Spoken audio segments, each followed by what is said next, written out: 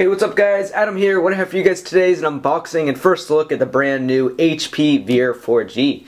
This smartphone is launching on AT&T in about 4 days for a price point of $99.99, and I do want to thank HP/Palm for sending this out free of charge as a loaner unit for review purposes. And now guys, first things first, this phone is just really tiny. Of course I haven't opened it yet, but that's what I've heard. It actually has a 2.6-inch touchscreen, and this should be about the size of the phone. The box is even very small. I don't know how great you guys can see it through a video, but let's go ahead and slide this thing open and take a look at the phone.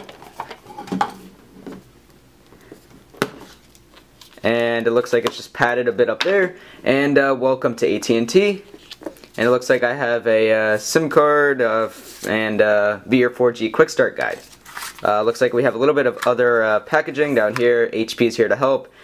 Stay connected with Wi-Fi and get a free app.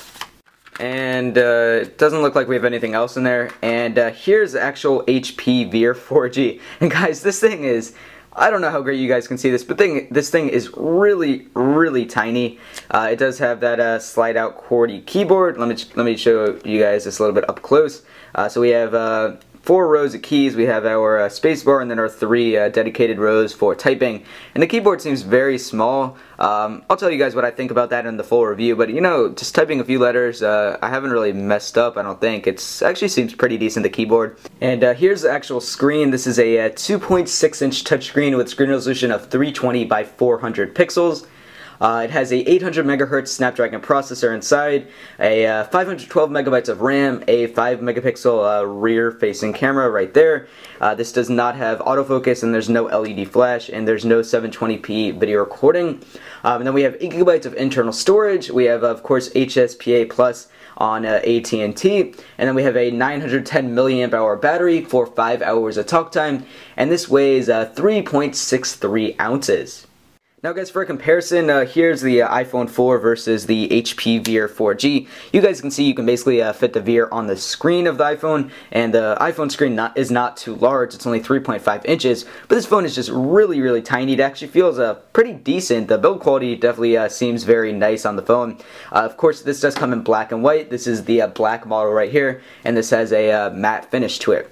Now guys, going ahead and going over the hardware on the device, of course we first off get our screen, we get our earpiece, then we have our full physical QWERTY keyboard, and then going over all the rest of the hardware, we first off get our volume rockers up top. We have our little slot for a lanyard. Looks like the SIM card goes in there, and then we have our vibrate switch, and then finally we have the power button. Now guys, one more thing is this thing right here. This is actually where you can connect the headphone jack, which I'll show you guys in a second. This can be the headphone jack or the charger. And because the phone is so small, what we get in the rest of the box is some other accessories, which I'll show you guys right now. We first off get a bunch of stuff down here. Looks like, let's go ahead and pour this out. And we get our AC wall adapter. It does say Palm on it. And now guys, the next thing you get with your HP Veer 4G is this little headphone jack.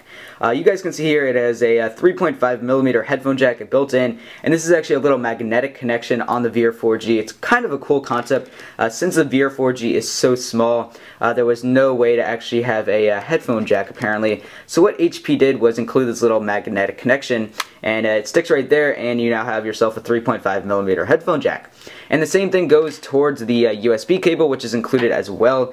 You guys can see here that we have a little connection here, and this does come with a standard USB cable for charging. You guys can go ahead and find a little connection on this, and go ahead and stick it on the Veer 4G, and now you can charge it. And finally guys, also with the Veer 4G, we get our limited warranty and our general user guide. So guys, let's go ahead and boot up the Veer 4G. The power button is right here on the corner. And you do have the HP logo. And now we have AT&T Rethink Possible, and it looks like the phone is now powered up. And now guys, this phone does run webOS version 2.1, and I'm not sure why this content isn't loading.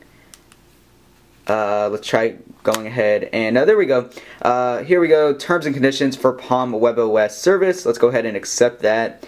and we can go ahead and set our language.